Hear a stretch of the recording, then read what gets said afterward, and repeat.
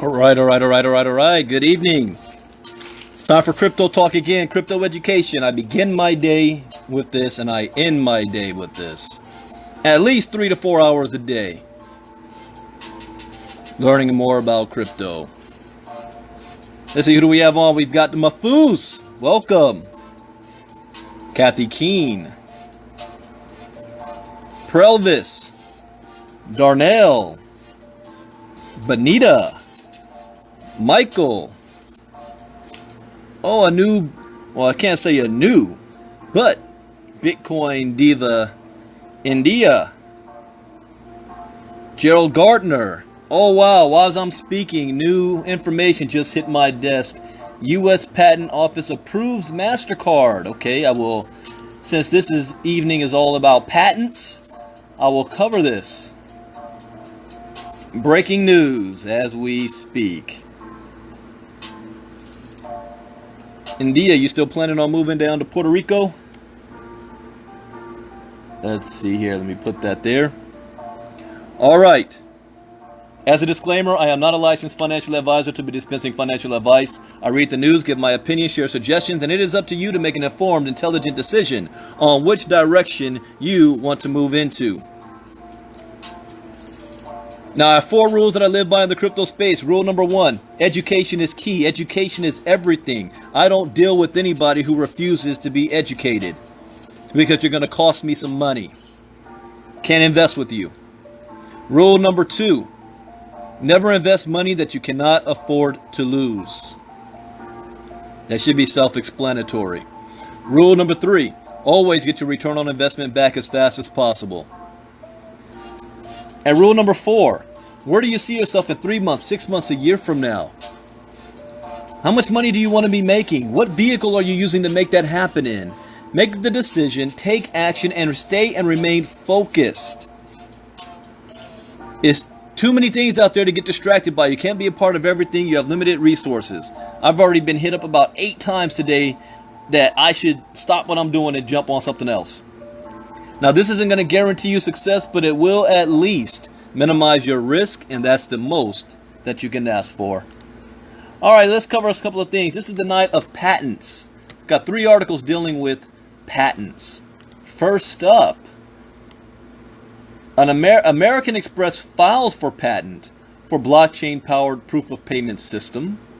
This just hit my desk today. So either they're reporting, this came out July 13th. Why am I just now getting it? July 13th, last Friday, my birthday. I'm not tripping about my age anymore like I was when I turned 40. It's all good. The 40s is the new 30s. All right, let's see this article here. Financial services giant American Express, Amex, has filed a patent for a blockchain-based proof of payment system, according to filing published by the U.S. Patent and Trademark Office Thursday, July 12th. The patent's application is listed as American Express Travel-Related Services Company, Inc., Amex's travel arm. The proposed system would automate proof of payments by encrypting payment payload data with the public key on the initial node of the blockchain. The data in question comprising the merchant's identifying information and the transaction amount.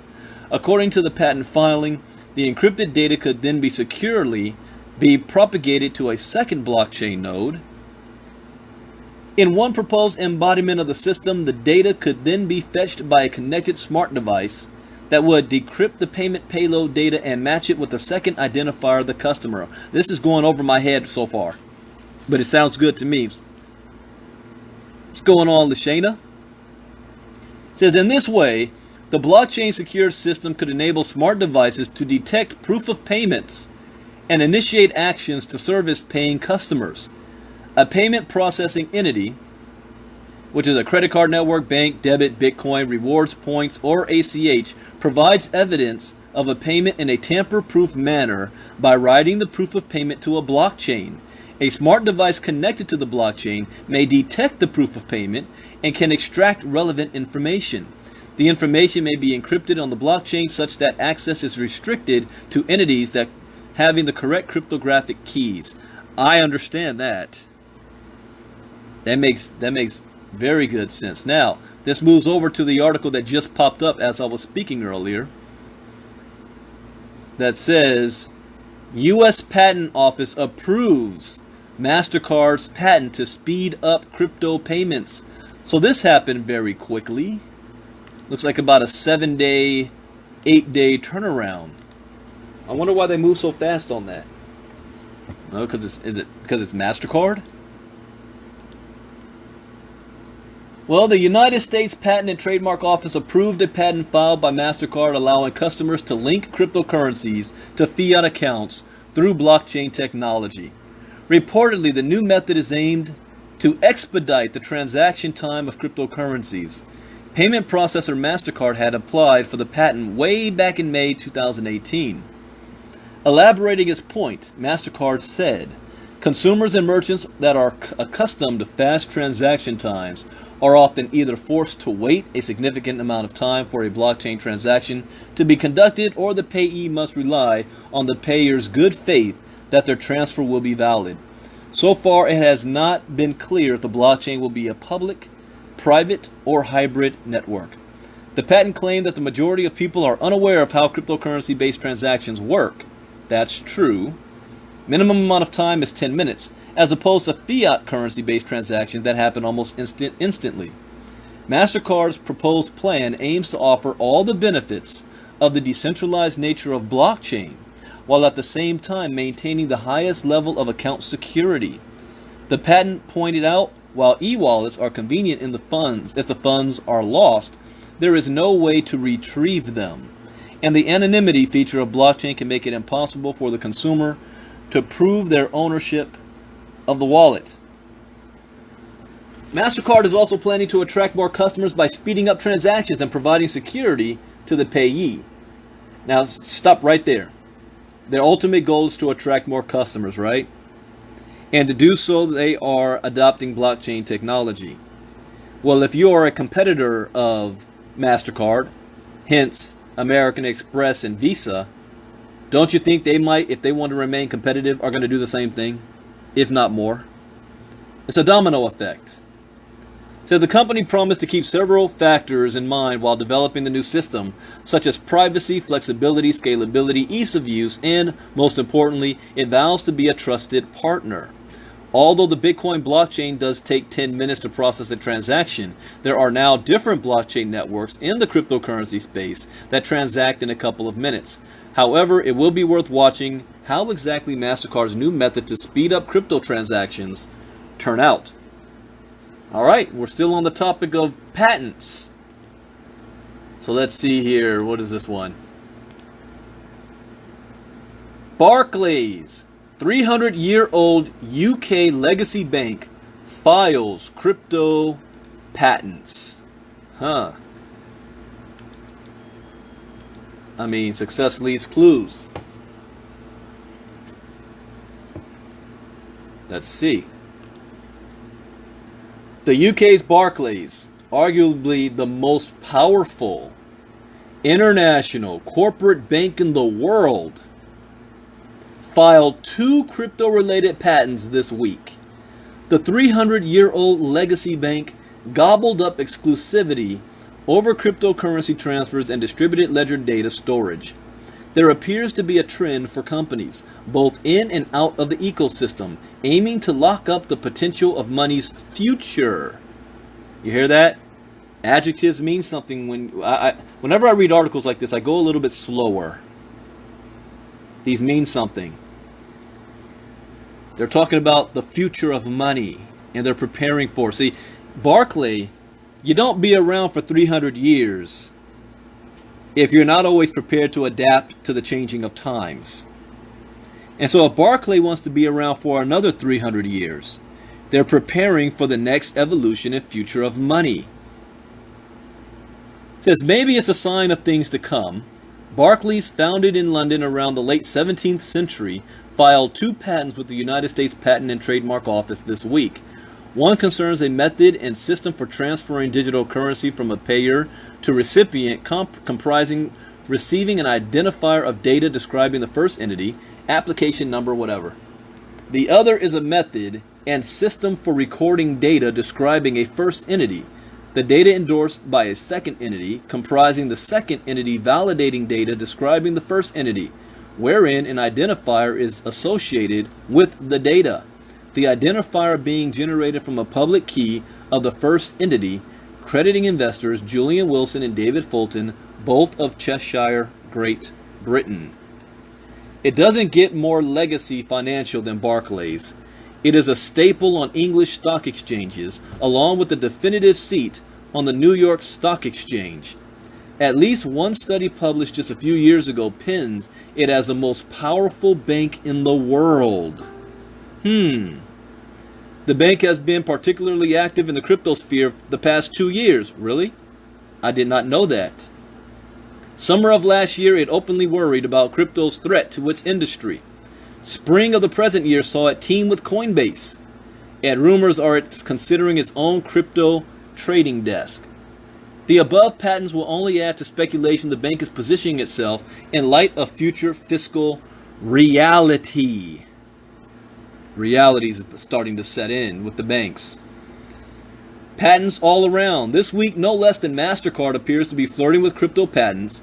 Ecosystem company InChain has steadied in this way, collecting 3 more recently. Another bank, Bank of America, officially became the crypto patent king this year. They own like over 70. The Barclays patent, Secure Digital Data Operations, involves retrieving an entry from a blockchain based on the received identifier, authenticating the entry using a public key of the second entity, extracting the data describing the first entity from the retrieved entry, and authenticating a block in the blockchain containing the entry using a public key of a third entry. It reads choppily. Choppily, I think that's a British term. Its other patent, Data Validation and Storage, seems to be cryptographically signing data corresponding with the data describing the first entity using at least a private key of the second entity, posting a transaction to a blockchain including the cryptographically signed data. Method and system for obtaining data described a first entry, the data endorsed by a second entity comprising receiving an identifier of data describing the first entity, retrieving an entry from a blockchain based on the received identifier, and authenticating the entry using a public key of the second entity, extracting the data describing the first entity, I'm trying to call me up, and retrieving entry. All right, that's a whole bunch of gobbledygook. It's behind the scenes stuff that you're not going to see, but the banking world is changing the way they record data. And this is happening all around the world with Barclays. Don't get it twisted. When you see some banker coming out running their mouths negative against Bitcoin, behind the scenes, they understand the technology better than we do, and they're preparing for it. One thing about wealthy people, they want to remain wealthy. And if new money is being raised and they can't stop it, then you co-opt it. That's what's taking place. All right, good news there.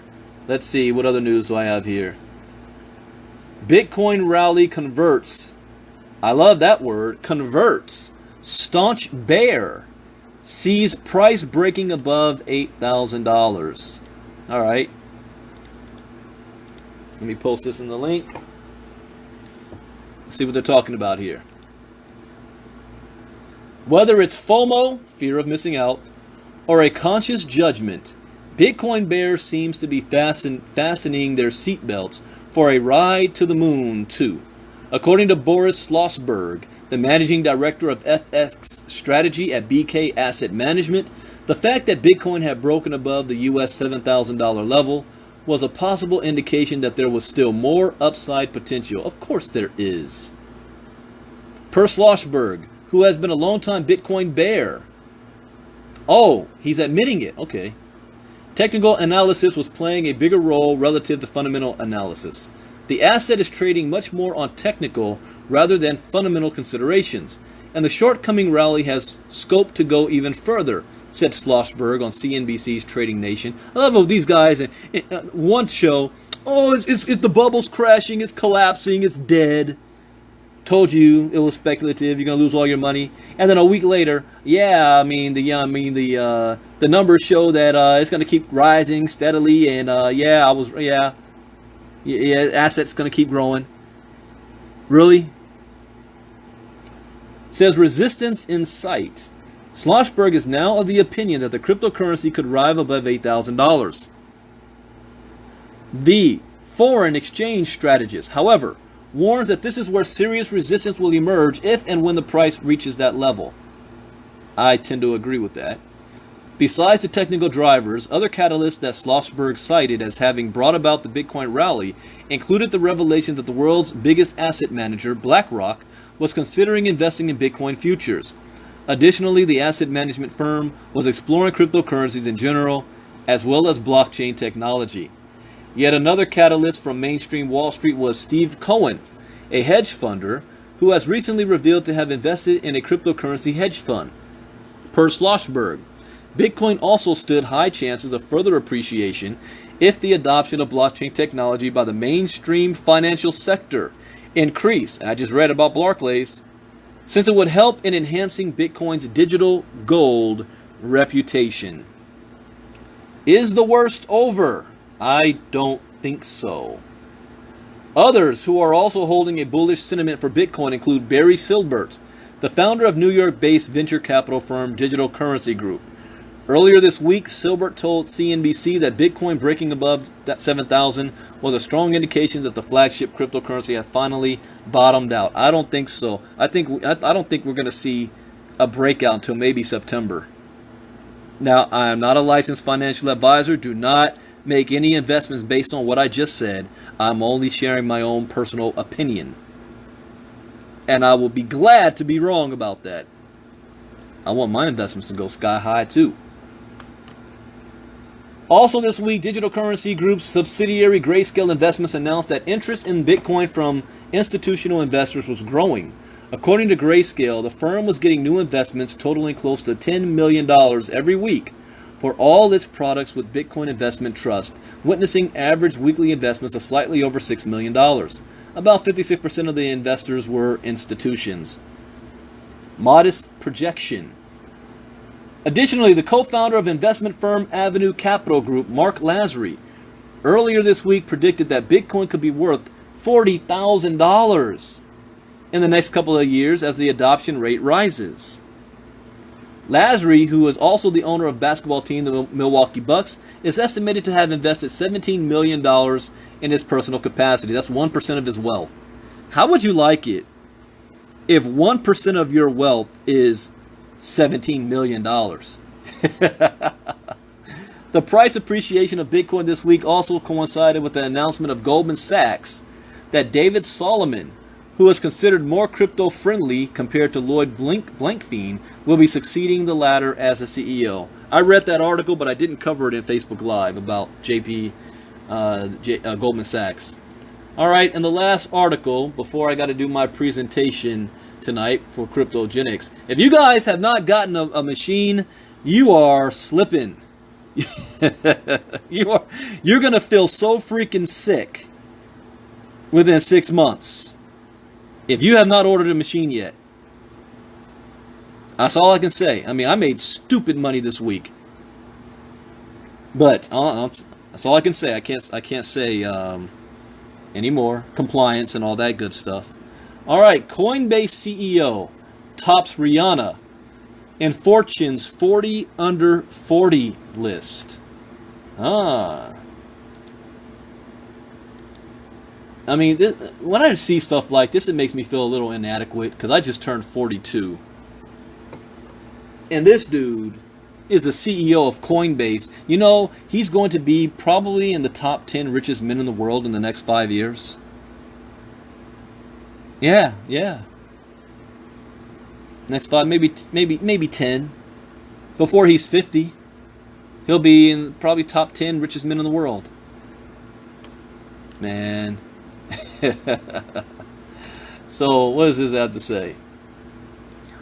The cryptocurrency industry is now having a huge impact on contemporary culture, gaining recognition not only as a part of the financial industry, but as a considerable cultural and economic force in its own right.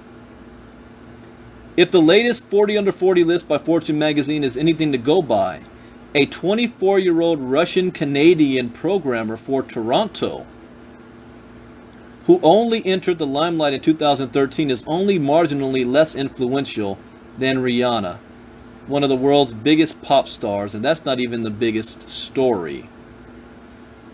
The 40 Under 40 list contains the names of the world's most influential young people in business. The 2017 list had names such as French President Emmanuel Macron and tennis superstar Serena Williams. This year's list has the usual big hitters like Facebook founder Mark Zuckerberg at number 2 and Instagram CEO Kevin Systrom at number 1. What particularly catches the eye this time around is the presence of a cluster of cryptocurrency industry figures placed relatively high for the first time. And I'm going to make a prediction. Again, within the next 5 years, the most influential people on this planet, besides, presidents, certain rock stars and sports figures, is going to be people that's in charge of created blockchain type companies, blockchain technology, things that's kind of behind the scenes, kind of like you know about Steve Jobs because of the iPhone, Bill Gates because of the Microsoft computer. But what about Dell? Most people don't see Dell because Dell chips is inside your computer, out of sight, out of mind. But huge impact on the world. That's what's going to happen with these blockchain. You're going to hear guys are going to pop up you never heard of before. Like, who the heck is that? Oh, yeah, well, he's worth, I don't know, $120 billion now. It's going to happen. So Coinbase co-founder Brian Armstrong comes in at number 20, one spot ahead of Rihanna. Perhaps even more significantly, number 22 and number 24 are occupied by Ethereum founder Vitalik Buterin.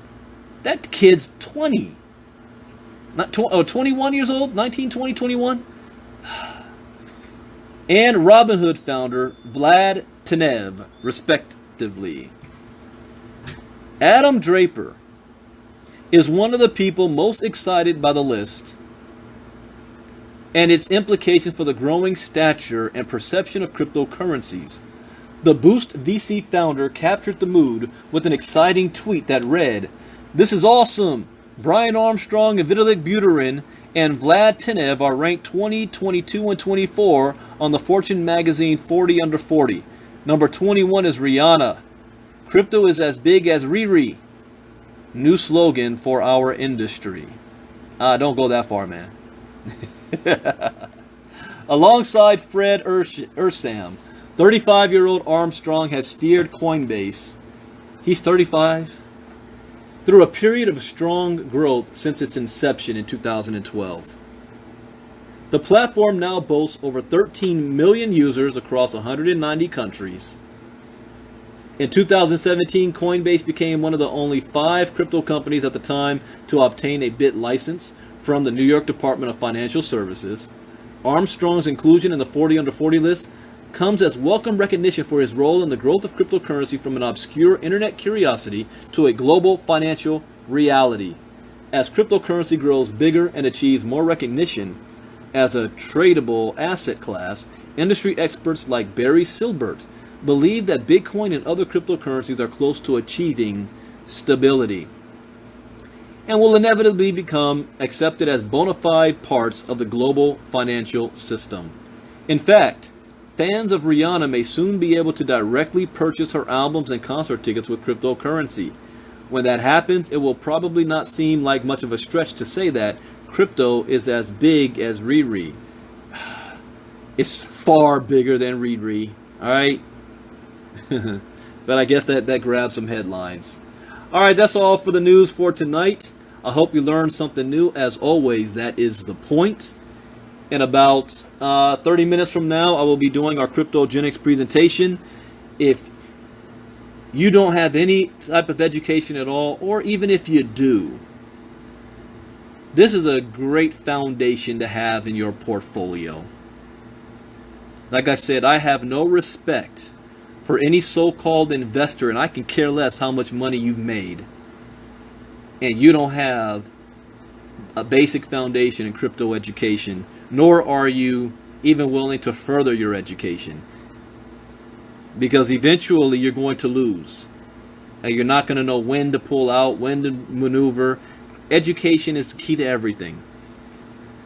And that's just the beginning of what we're doing.